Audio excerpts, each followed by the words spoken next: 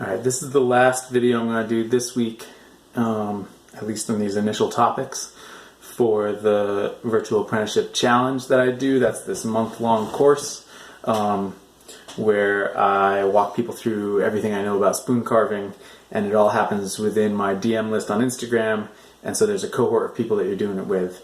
It's $50. I'm going to be running them each month, so if you're interested next month in February, let me know.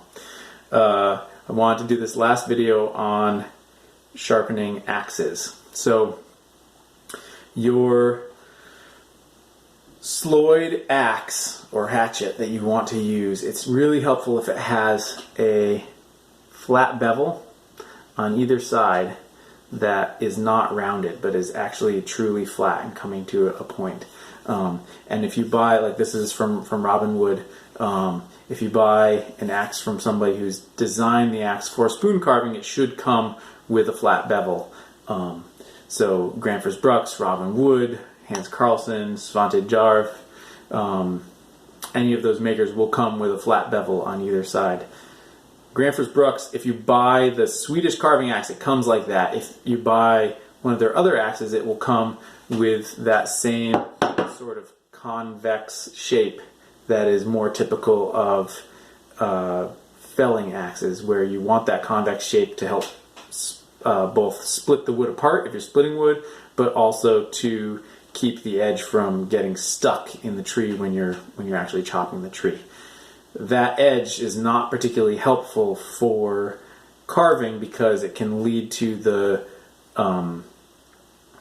axe glancing off the wood, because if it comes in at so shallow an angle that it can hit the edge before hit the side that's curved before the edge can bite into the wood, then it will glance the axe off. So it's less safe. So you want a nice flat bevel on your axe. Now, if you buy an axe that's made specifically for spoon carving, it usually comes like that. Sometimes, I think particularly the Granfers Brooks, you can order a symmetrical versus an asymmetrical grind. With an asymmetrical grind, what they do is they put a heavy one on one side and then a steeper angle. So this is the side that the wood is going to engage with, and then they do a steeper, narrower bevel on the other side that helps support this relatively shallow angle. The problem with that is that you can only use it one-handed, so if you get it right, I need to get the light a little bit brighter here. How do I do that? There we go. There we go. So if you get the amount of, if you get the handedness correct on your axe, it should work fine, but somebody who's the opposite handedness of you won't be able to use the axe correctly. And I once had a lesson with a guy who they had sent him the wrong kind. He was a righty, and they sent him a lefty, and what that meant was that he was approaching the wood on this side, and this extra little bump here meant that his axe kept skipping off the wood instead of biting in, unless he was at a very sharp angle. And so it actually wasn't safe. So I would always recommend, if you have an option, to get the asymmetrical grind. That way lefties can use your axe also, and it means you won't run the risk of them messing up and sending you the wrong one. Okay, if you're getting an axe, or you have an axe or a hatchet from a tag sale, you can use a file to establish a Sloyd bevel on the axe. You just clamp it to a surface or table or stick it in a vise and use the file to create that bevel on either side. Ideally, you want this bevel to be sort of as wide as possible. So this is really quite narrow. The bevel on my Granfers Brooks goes down to about here, so it's incredibly wide. And what that means is that it just feels more stable in the wood.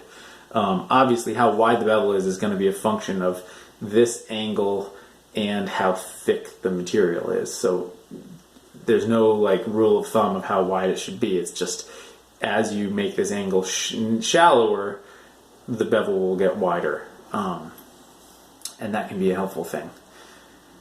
For sharpening axes, I like to do the same block and sandpaper system that I use for sharpening my knives, and I like it because, again, it's always with me, And what I do is, and I pull it down like this, and you would start with all the same grits. So 400 grit would be what you're doing to really remove material, and then you walk your way up through the grits, doubling the grits each time.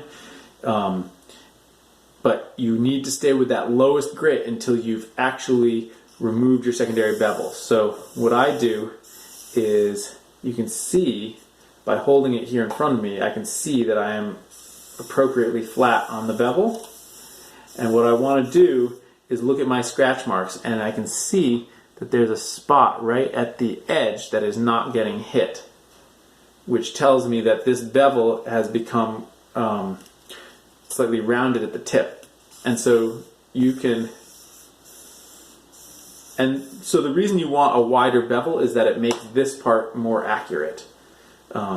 It doesn't have to do with how it performs carving, it has to do with how easy it is and how accurate it is to sharpen. If you have a super narrow bevel, you're going to have less of a feeling of actually registering on that bevel when you sharpen it. So you can see that I'm going back and forth from one end of the sandpaper to the other, and also see that I'm being nice and slow. And I'm being slow because the temptation is to go really fast. The problem is that then you miss and you slice open the side of your hand on this, which has gotten quite sharp. So nice and slow. You see it's cocked at an angle, so the angle is what gets me from one side of the sandpaper to the other side of the sandpaper as I go from one side of the blade to the other.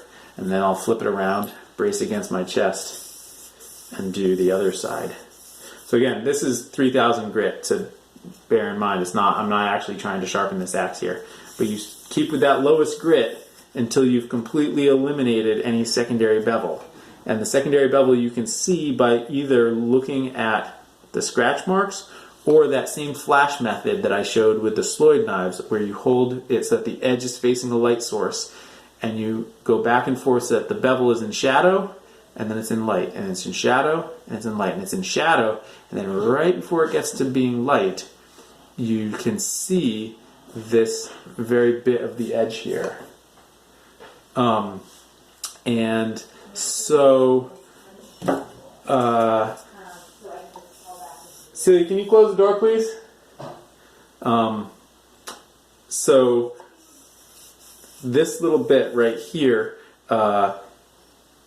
is a sign that I need to keep going with that lowest grit until it's completely gone. And only when it's completely gone am I going to start walking my way up through the grits of sandpaper.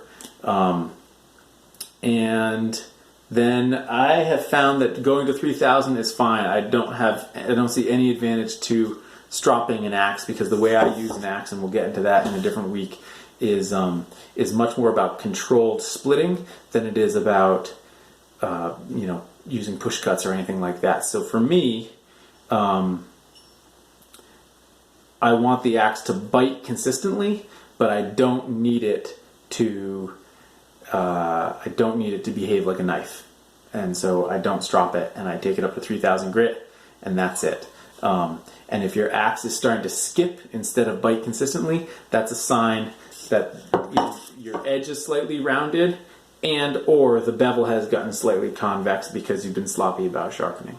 So, but again, it's go slow. Use the narrow side of the block. Keep it at an angle so you're passing back and forth, and keep moving the sandpaper around so you get fresh sandpaper.